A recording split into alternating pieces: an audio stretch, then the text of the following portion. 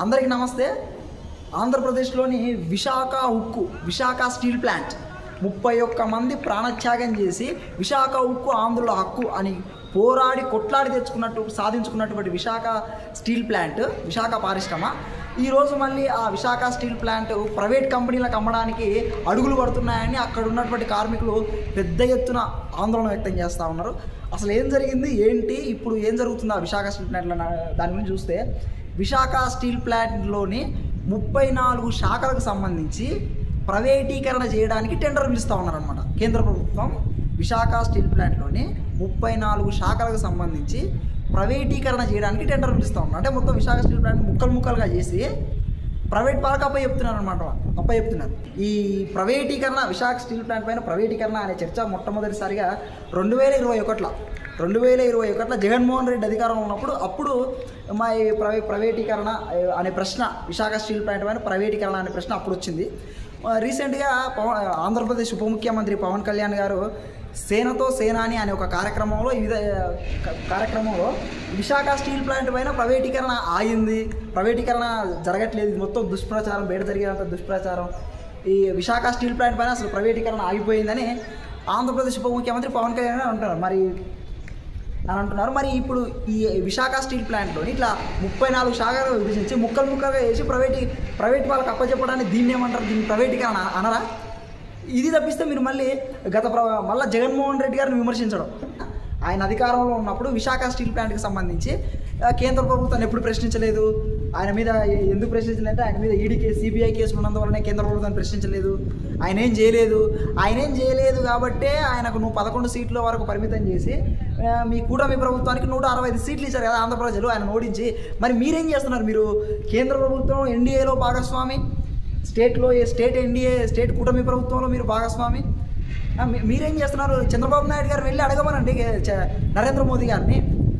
మొన్న vice president ఎలక్షన్స్లో మీరు గనక కేంద్ర ప్రభుత్వ బీజేపీ గవర్నమెంట్ మీరు గనక మా విశాఖ స్టీల్ ప్లాంట్ ప్రైవేటీకరణ ఆపకపోతే మేము జస్టిస్ సుదర్శన్ కోటేస్తాం అని మీరు ఒక్క జలకు కేంద్ర ప్రభుత్వానికి ఇచ్చింటే ఈరోజు ఇది ఒక్కటి చాలు కదా విశాఖ స్టీల్ ప్లాంట్ నిలబడడానికి. మీరు ఏమన్నా ఇప్పటి పరిస్థితిలో మీరు ఏం చెప్పినా కేంద్ర ప్రభుత్వం చేసే పరిస్థితిలో ఉంది ఇప్పటి పరిస్థితి.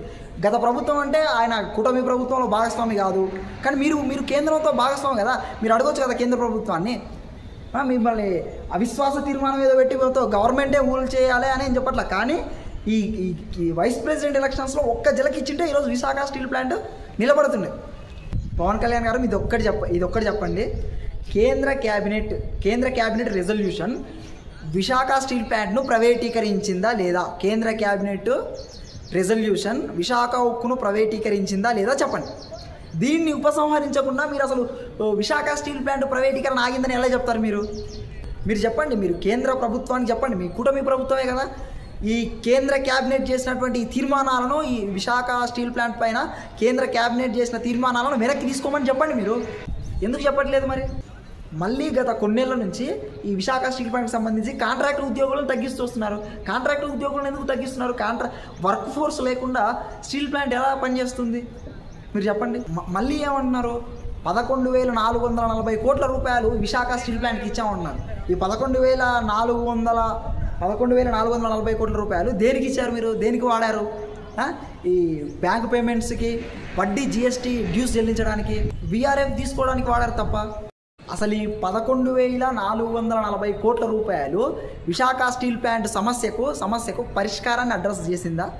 అసలు విశాఖ స్టీల్ ప్లాంట్కి మొదటి నుంచి కూడా అడిగేది క్యాప్టివ్ మైన్స్. అసలు క్యాప్టివ్ మైన్స్ ఎందుకు ఇవ్వట్లేదు? విశాఖ స్టీల్ ప్లాంట్కి మీరు ఎందుకు ఇవ్వట్లేదు? ప్రైవేట్ వాళ్ళకైతే క్యాప్టివ్ మైన్స్ ఇస్తారు, విశాఖ స్టీల్ ప్లాంట్కి ఎందుకు ఇవ్వట్లేదు?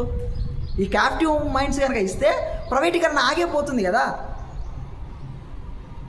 మరి ఎందుకు అడగట్లేదు మీరు కేంద్ర ప్రభుత్వాన్ని? క్యాప్టివ్ మైన్స్ మాకు విశాఖ స్టీల్ ప్లాంట్కి ఇవ్వాలని పవన్ కళ్యాణ్ గారు అడగండి. మీరు ఇవాళ మళ్ళీ విశాఖ స్టీల్ ప్లాంట్కి లాజిస్టికల్ సపోర్ట్ లేదు, కోక్ సప్లై లేదు, కోల్డ్ సప్లై లేదు.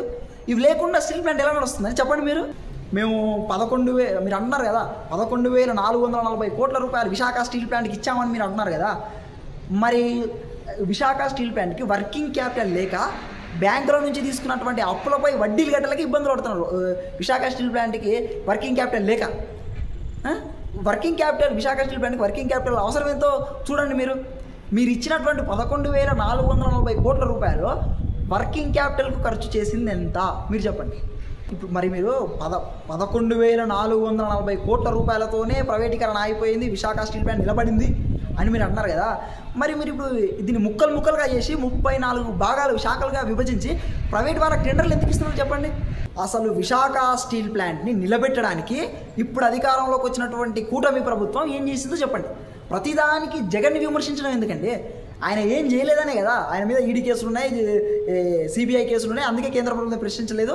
ఆయన ఏం చేయలేనందుకే ఆయన 11 సీట్ల వరకు పరిమితం చేసింది. మిమ్మల్ని 165 సీట్లు ఇచ్చి ఆంధ్రప్రదేశ్ గెలిపించారు. మీరు ఏం చేస్తున్నారు ఇప్పుడు చెప్పండి.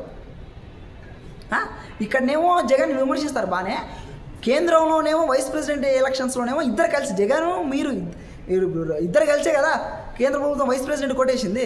అంటే అక్కడ మీరు ఇద్దరు కలిసే ఉంటారు, ఇక్కడికి వచ్చిన తర్వాత జగన్ విమర్శిస్తారు విశాఖ స్టీల్ ప్లాంట్ పైన. ఏంటంటే అయినా అసలు మీ రాజకీయ తగాదాలు మాకెందుకండి? అయినా మీరు విశాఖ స్టీల్ ప్లాంట్ని పరిరక్షిస్తారా లేదా చెప్పండి. విశాఖ స్టీల్ ప్లాంట్ని ప్రైవేటీకరణ జరగకుండా ఆపుతారా లేదా చెప్పండి.